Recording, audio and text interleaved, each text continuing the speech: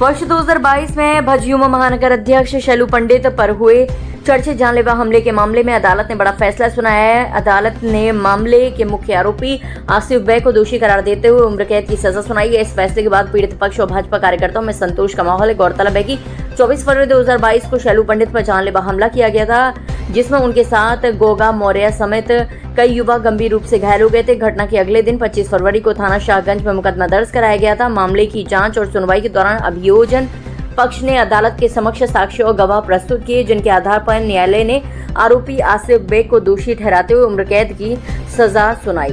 बताया जा रहा है कि आसिफ बेग और उसका भाई शाहिद बेग शाहगंज क्षेत्र के हिस्ट्री शीटर और कुख्यात अपराधियों में गिने जाते हैं। करीब 4 वर्षों तक चली इस कानूनी प्रक्रिया के बाद आए इस फैसले को पीड़ित पक्ष न्याय की जीत मान रहा है। फैसले के बाद शैलू पंडित ने कहा कि ये केवल उनकी व्यक्तिगत जीत नहीं है, बल्कि अपराध और गुंडागर्दी के खिलाफ लड़ाई की जीत है।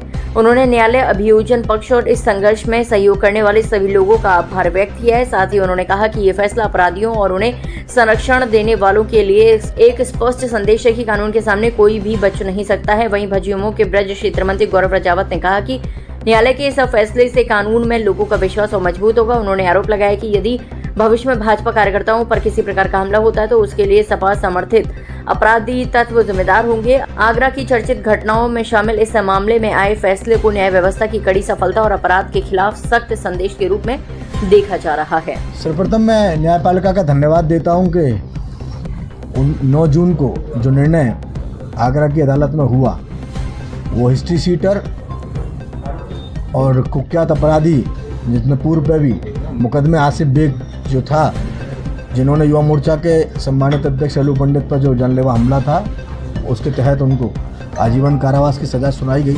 मैं न्यायपालिका के इस निर्णय का स्वागत करता हूं और धन्यवाद देता हूं।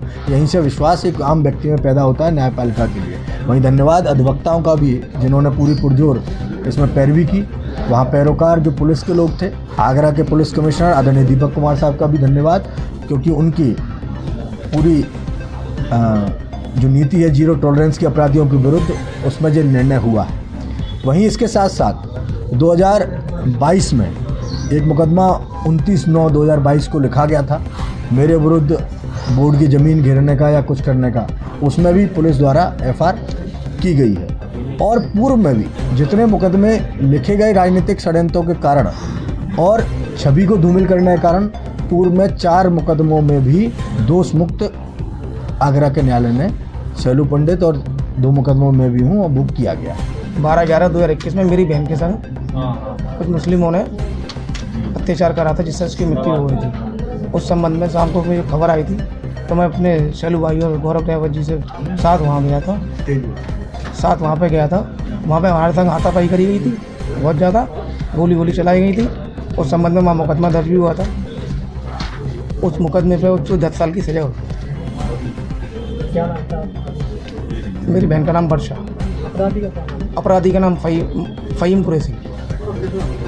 मैंने और मेरे अत्याचार साथियों ने सबने मिलकर ये केस को लड़ा।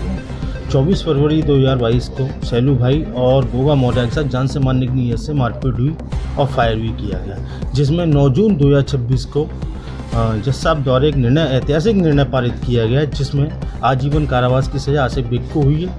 ये एक ऐतिहासिक फैसला है।